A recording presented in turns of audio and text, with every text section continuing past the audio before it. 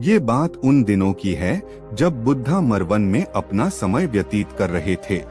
इस समय तक बुद्धा की प्रसिद्धि दूर दूर तक फैल चुकी थी। बहुत दूर दूर से लोग अपनी चिंताओं और परेशानियों का समाधान खोजने उनके पास आते थे।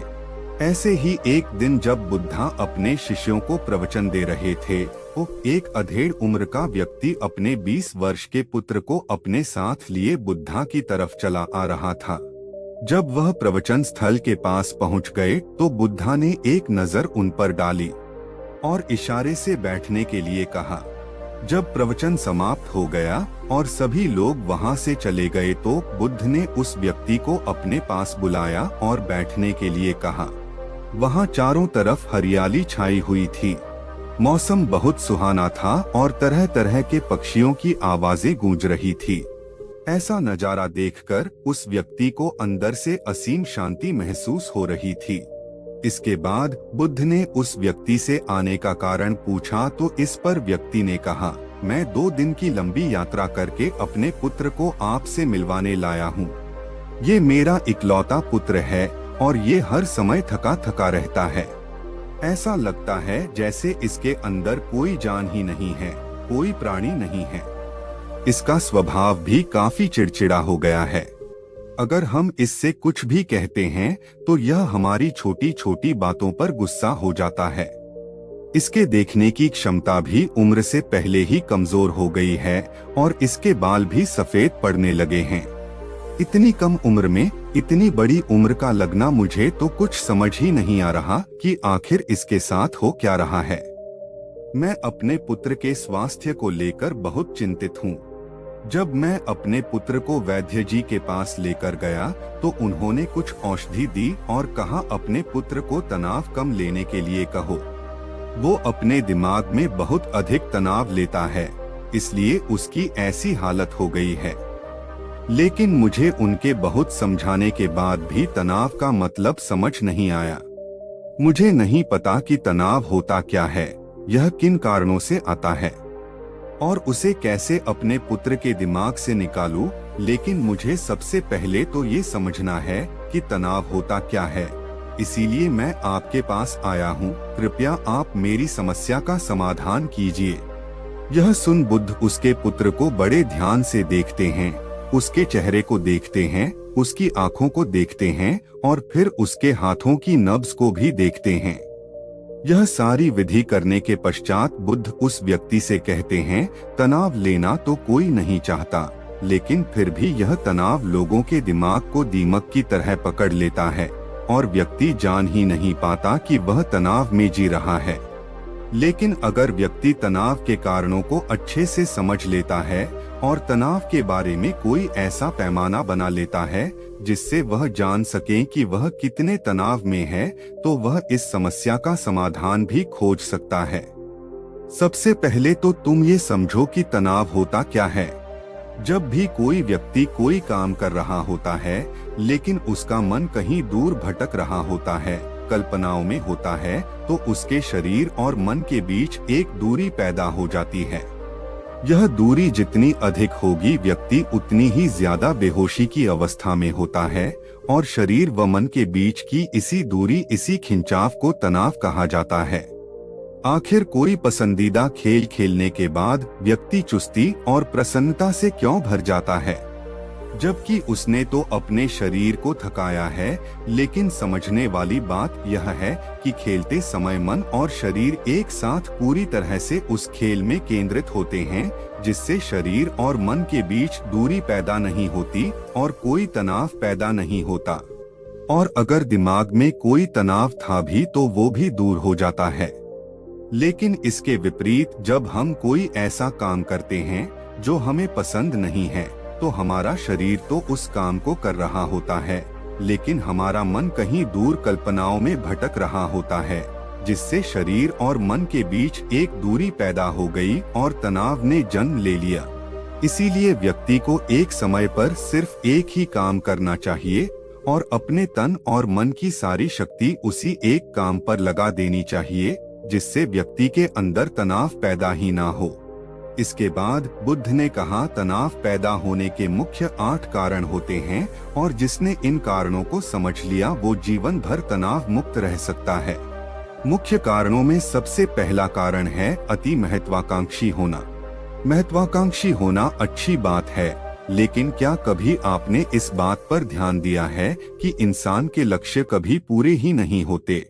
उसका एक लक्ष्य पूरा हुआ नहीं कि वह दूसरे की तरफ भागने लगता है, दूसरा पूरा हुआ तो तीसरे की तरफ, और इस तरीके से वो अपने लक्ष्यों को पाने के लिए जिंदगी भर गोल गोल घूमता रहता है।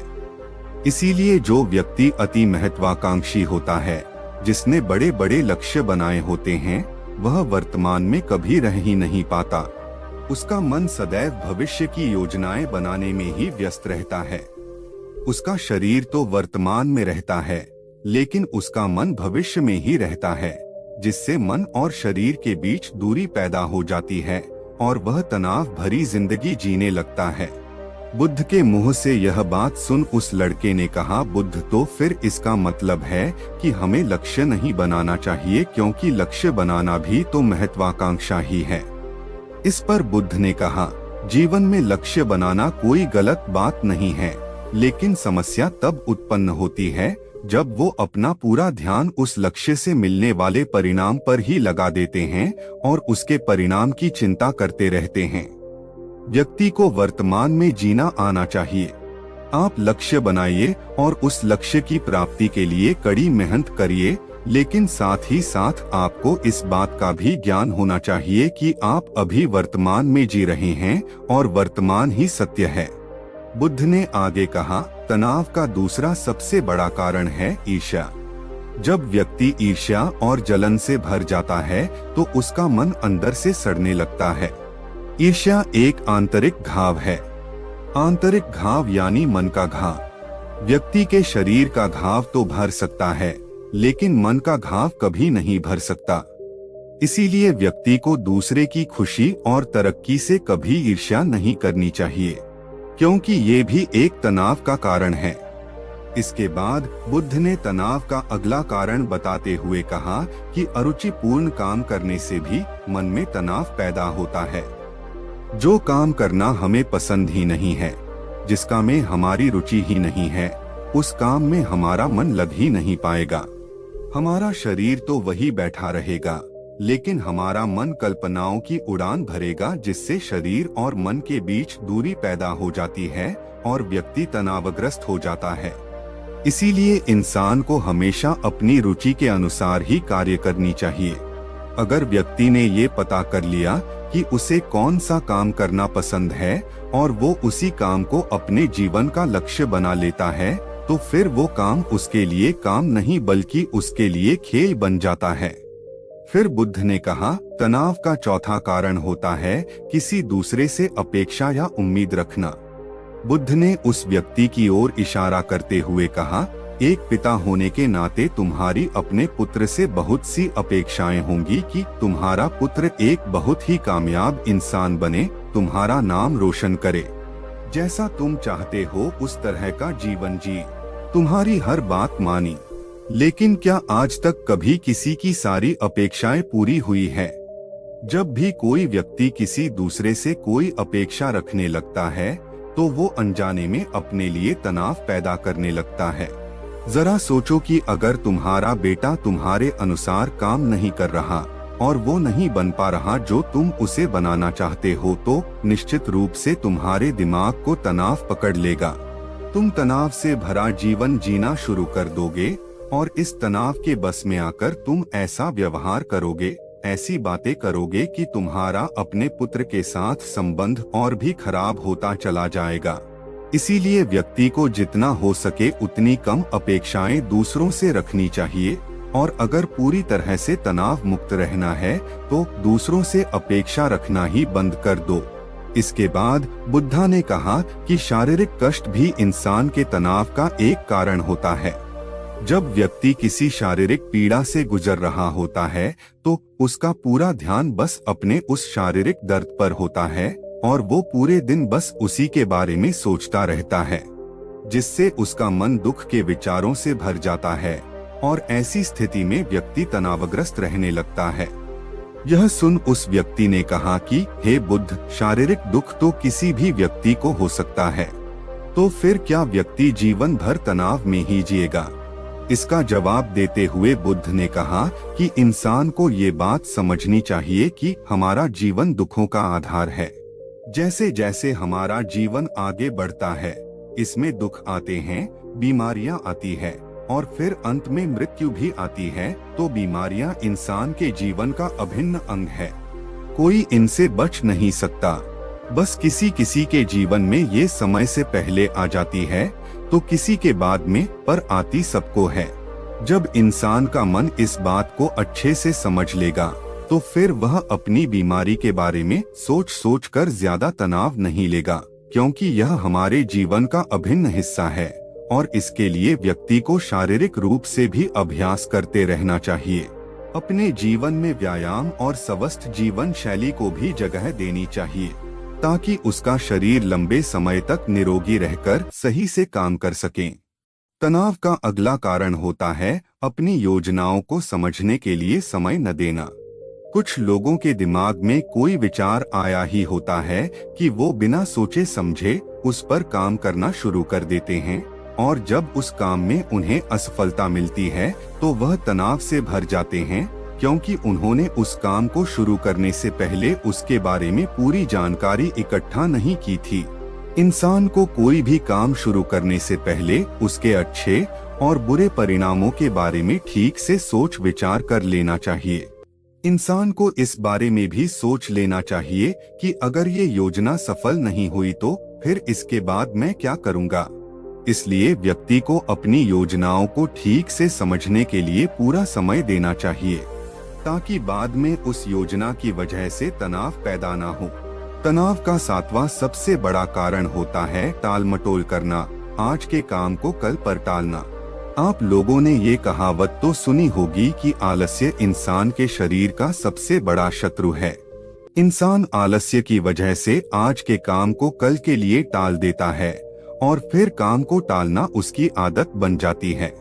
काम को कल पर टालने वाले व्यक्ति का काम कभी भी समय पर पूरा नहीं हो पाता और अगर किसी तरह से पूरा हो भी जाता है तो वह उतना अच्छा नहीं हो पाता जितना अच्छा उसे किया जा सकता था और फिर यह बात व्यक्ति के अंदर तनाव पैदा करती है।